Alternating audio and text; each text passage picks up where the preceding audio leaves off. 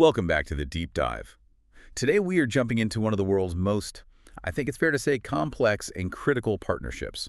Absolutely. It's a relationship that's constantly shifting. We're talking about the evolving relationship between the United States and Saudi Arabia, specifically looking at where things stand in 2025. And this has always been a relationship defined by a deep tension, a tension between strategic interests and, well, profound ideological differences. It's a real tightrope walk. It really is. So our mission today is to quickly and thoroughly unpack what our sources are telling us, to help you understand the foundational elements, the current challenges, and the future path of this geopolitical axis. It's a relationship that's moving away from its post-World War II roots. Exactly. And to get the current dynamic, we have to start there. So what was the original deal? I mean, what was that historical setup that first locked these two countries together? Well, if we go all the way back to the mid-20th century, the whole thing was rooted in a really foundational trade. The famous one. The famous one, oil for security. The U.S. guaranteed the security of the Saudi monarchy, and in return, Saudi Arabia ensured a stable flow of oil to global markets, all denominated in dollars. Right. And that created this alliance built on two pillars, right? Energy and military strategy. Energy, military strategy, and of course, counterterrorism. Okay, so that seems incredibly pragmatic on paper. But didn't that often mask some pretty severe disagreements? I mean, was it really a powerful alliance or just a necessary one that kind of faltered during crises like the '73 oil embargo? Oh, it was absolutely necessary, but always fragile. I think that's the key. While the cooperation was deep in those strategic areas, tensions were, they were baked in from the very start. And those tensions were mainly around. Primarily concerning human rights, political governance, and just differing views on regional conflicts. The sources are pretty clear that the U.S. expectation for certain democratic norms often directly clashed, with Saudi internal policy. So this friction we see today isn't new at all. Not at all. It's the constant undercurrent of the entire partnership. Okay, so let's pull that lens right into the present day. When we look at the relationship here in 2025, how have those core transactions been challenged? And what are the major diplomatic tension points right now? Well, the central element of cooperation is still there. It's the maintenance of regional stability. Specifically, Iran. Specifically, countering the strategic challenge posed by Iran's regional influence. That shared threat is still the primary glue for security and intelligence sharing. And Saudi Arabia, despite its diversification, is still a key player affecting global energy prices. So the security pillar is intact, but those friction points you mentioned, they seem a lot more public now, much more politically volatile. They are. The sources show that diplomatic challenges are constant, but the flashpoints are very specific. In the U.S., the relationship is frequently challenged by Congress, by public scrutiny. And it's all focused on accountability for past events and the pace of internal reforms in the kingdom. Exactly. And that pressure, which is driven by U.S. public opinion and media, is a constant diplomatic hurdle that the leadership in both countries has to navigate. So it sounds intensely transactional, based purely on mutual, sometimes pretty cold interests. That's precisely right. And this friction, it forces both countries to constantly manage public expectations. The U.S. wants to balance its security needs with its stated values, While Saudi Arabia wants the U.S. tech and military advantage, but without any interference in its own governance. That's the tightrope. Okay, this is where it gets really interesting for me. How are these two countries balancing those traditional oil interests with this monumental push towards sustainable energy? We're talking about huge strategic shifts. They are. So what is Saudi Arabia's actual concrete plan for diversification? The foundational document here is Vision 2030. And this isn't just an economic plan, it's a radical roadmap. For what, exactly? For transforming Saudi society, for attracting massive foreign investment, for developing new industries, everything from tourism and entertainment to critically green energy technology.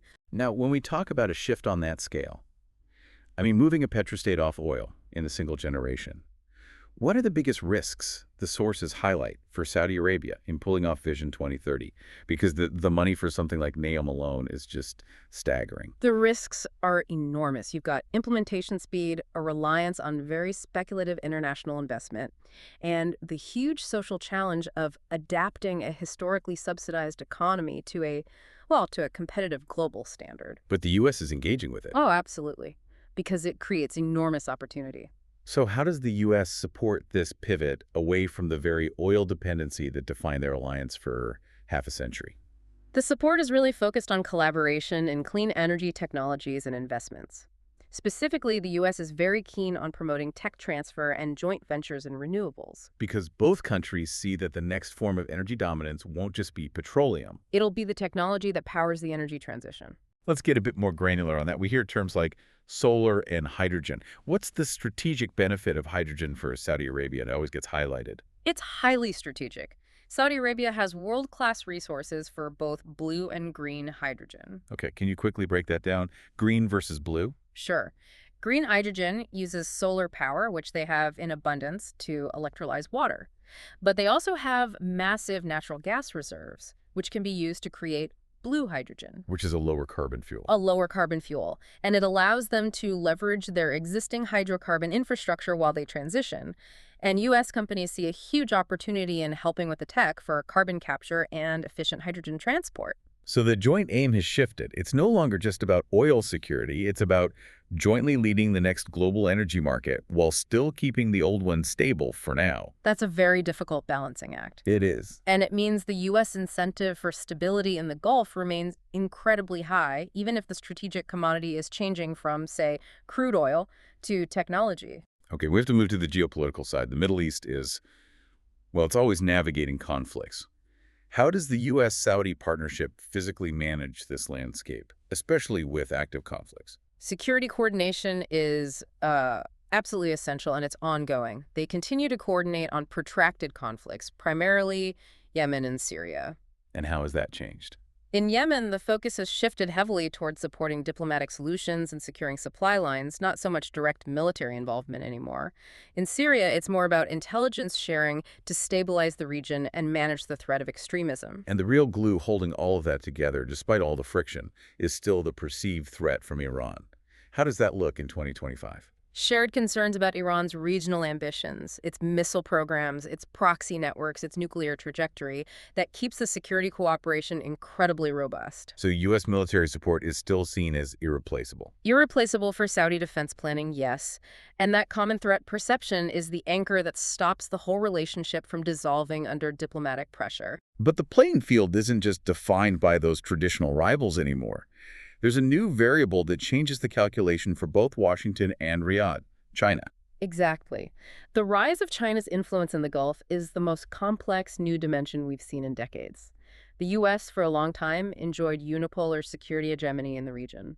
And China is challenging that. Systematically. Not militarily, but economically and diplomatically. Let's spend a minute on this. How is China actually inserting itself, and what's the strategic dilemma this creates for the U.S.?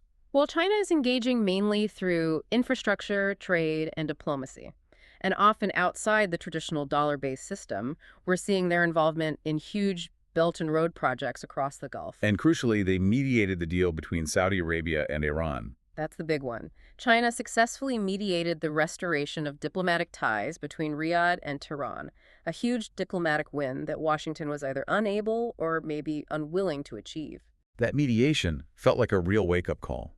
It showed Beijing could provide a kind of regional stability that the U.S., with all its conditions and focus on values, could not. Precisely. And this presents the U.S. with a strategic dilemma. If the Saudis can get economic partnership and diplomatic solutions from Beijing without the political demands on human rights— Why would they prioritize Washington? Exactly. It forces both countries to reassess their strategies. For the U.S., it's a realization that its position in the Gulf is no longer guaranteed. So what does this all mean for how the relationship is actually perceived by people? I mean, how do the publics in both countries view this incredibly complicated partnership? Public perception is constantly shaping policy. If you look at the public view in Saudi Arabia, there's a broad recognition that the U.S. partnership provides essential economic and security benefits, Especially for the younger generation. especially among younger, tech-savvy Saudis. The U.S. is seen as the key partner for modernization and achieving Vision 2030, but, there's still caution around the political issues. And on the U.S. side, it's famously polarized. You mentioned Congress earlier. How do those conflicting views play out in U.S. public opinion? It's notoriously mixed, almost split right down the middle. One of the sources highlights this dichotomy. There's strong support for strategic cooperation, keeping oil stable, counterterrorism work. But then there's this persistent vocal criticism regarding human rights. And that gets amplified by NGOs, by certain members of Congress. Constantly. It means U.S. foreign policy towards Riyadh is always fighting a battle on the domestic front, forcing this constant negotiation to justify the alliance to the American public. So looking beyond 2025, if you had to predict the future trajectory, where is this relationship actually going? We've sort of established that the oil foundation is crumbling. What's going to replace it? I think we should anticipate deeper, more complex collaboration in advanced sectors. The sources point strongly toward technology, AI, and sustainable energy becoming the new pillars. Right. Saudi Arabia has sovereign wealth funds with trillions of dollars. And the U.S. has the world's leading tech sector. The natural fit is joint investment in next-generation industries. The old oil for security trade is actively being replaced by technology for stability. Can you give us an example of how that new technology for stability actually works? It's about building future resiliency. For instance, AI and defense tech integration ensures Saudi Arabia has sovereign capabilities, which feeds into regional stability. Okay. And collaborating on smart cities like NEOM provides U.S. tech companies with massive contracts while cementing Saudi Arabia's position as a future innovation hub. The goal is to make the relationship too valuable to abandon. Not because of oil, but because of a shared dependency on future economic success. Right. But those friction points, governance, human rights, they won't just magically disappear with advanced technology, will they? No, they absolutely won't. The continuing challenge remains that diplomatic balance. The relationship will ultimately continue to hinge on Riyadh's willingness to address governance and human rights issues enough to satisfy U.S. domestic political concerns. So if the U.S. can't credibly maintain its commitment to its own stated values, the domestic pressure will just keep challenging the alliance. It will, regardless of how strong the tech collaboration becomes. That is a phenomenal synthesis. This relationship is clearly at a critical pivot point. It's defined by this huge tension between strategic opportunity, clean energy, AI, and the deep complexity from governance issues and public opinion. It's one of the key stories shaping global politics for the rest of the decade. And that brings us to a final provocative thought for you to think about. We've established this shift is happening from oil for security to technology for stability. If this pivot accelerates and the U.S. becomes more invested in Saudi Arabia's technological success than its energy output, what leverage will the U.S. ultimately lose or gain in trying to influence internal Saudi governance? And to add to that, if technology is the new strategic commodity, does that mean the diplomatic challenges around human rights, which have, let's be honest, often been sidelined by the need for oil, will finally become the defining factor of the relationship? That is something worth mulling over. Indeed. Thank you for joining this deep dive. We look forward to catching you next time on The Deep Dive.